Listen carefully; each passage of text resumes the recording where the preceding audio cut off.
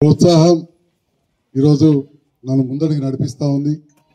రాజకీయాల్లో ఒడిదొడుకులు అనేటివి ఉంటాయి. ఏమీ ఉన్నారు ఇక్కడ ముందట దశాబ్దాల నుంచి 30-40 ఏళ్ళకి రాజకీయాలు చేసిన వాళ్ళు. మరి దాంట్లో భాగంగా ప్రభుత్వాలు వస్తుంటాయి, పోతుంటాయి, మారుతుంటాయి. కానీ రాజకీయంలో ఉన్న వాళ్ళ ప్రజలకు నిరంతరం సేవలో ఉండాలి. ఒకటి నేను అలవాటు చేసుకున్నా. మొదటి నుంచి రాజకీయ కుటుంబంలోకి వెళ్ళి వచ్చిన వాళ్ళను అన్నీ చూసిన. ఒకటి నా వరకు పని చేసుకుంటూ పోవాలి.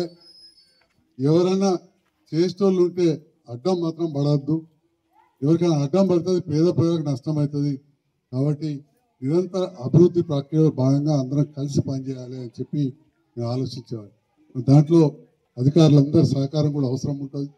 ముఖ్యంగా స్థానిక సంస్థల ఎలక్షన్లు బీసీ రిజర్వేషన్ల విషయంలో కొంత లేట్ అవుతున్నాయి. దానిపైన నిరంతరం ముఖ్యమంత్రి గారు క్లారిటీ ఇస్తూ ఉన్నారు. ఎందుకంటే బడుగు బలహీన వర్గాలకు ఎక్కువ అవకాశాలు రావాలని, మరి తక్కువగా 42% చేయాలనే ఆలోచన వల్ల లేట్ అవడంతో స్థానికంగా ప్రజాప్రతినిధులు లేరు. అటువంటి సందర్భంలో మన సెక్రటరీ గారు కావచ్చు, అందరికీ బాధ్యత పెరిగింది. ఇంతకుముందు చెప్తాను, మా సెక్రటరీ అమ్మ మంచిగా పనిచేస్తాను. ప్రతి కాడ కూడా ప్రతి సెక్రటరీ అట్లా గ్రామస్తులతో చెప్పించుకునే విధంగా పనిచేయాలని చెప్పి కూడా ఈ సందర్భంగా కోరుతూ మరి ఎంపీఓ గారిని పర్యవేక్షించాల్సి కోరుతాను. భూభారతి చట్టం ఉన్నది. మరి దాంట్లో కూడా తహసీల్దార్ గారికి చాలా బాధ్యత ఉంటుంది. రాయకల్ తహసీల్ ఆఫీస్ బాగా బదనామైంది. అప్పుడు ఎల్ఆర్ యూపీలో చాలా బదనామైంది. అల్లీపూర్ ఇక రెవెన్యూ సర్కిల్ అయితే ఇక ఎట్లా సస్పెండ్ కాలేదో అప్పుడు తహసీల్దార్ భగవంతునికి తెలవాలి. పోని వాడు నష్టం తెప్పదలేసే రకం కాదు.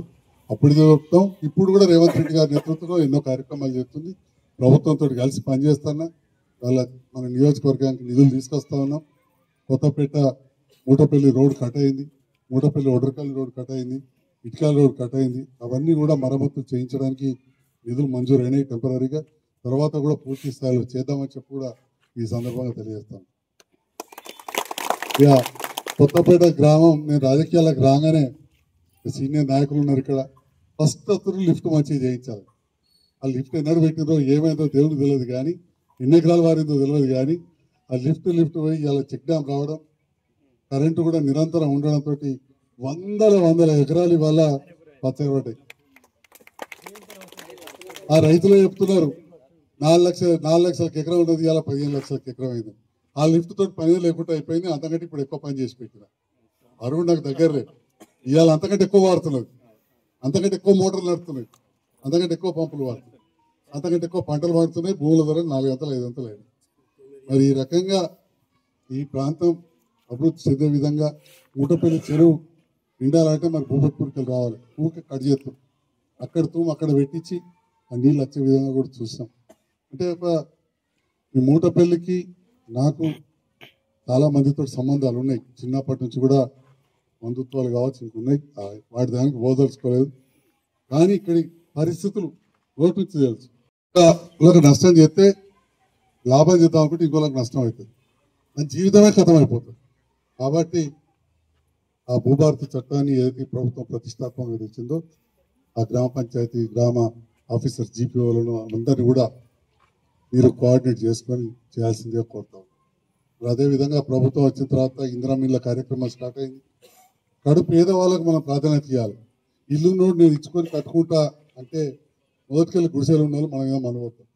ఫస్ట్కెళ్ళి గుడిసెలు ఉన్న వాళ్ళు, కిరాయిలు ఉన్న వాళ్ళకు మనం ప్రాధాన్యత ఇవ్వాల్సిన అవసరం ఉంటుందని చెప్పి కూడా ఈ సందర్భంగా తెలియజేస్తూ, రేవంత్ రెడ్డి గారి నేతృత్వంలో ప్రభుత్వం రేషన్ కార్డులు ఇవ్వడం, సన్నబియ్యం ఇవ్వడం, పేదవాళ్ళకు కరెంటు ఫ్రీ. నేను అనుకుంటే 90% ఇళ్లకు ఇప్పుడు మన ఒడ్రకాయలలో కరెంటు ఫ్రీ అయిపోయింది. కరెంటు కట్టే పని లేకుండా అయిపోయింది.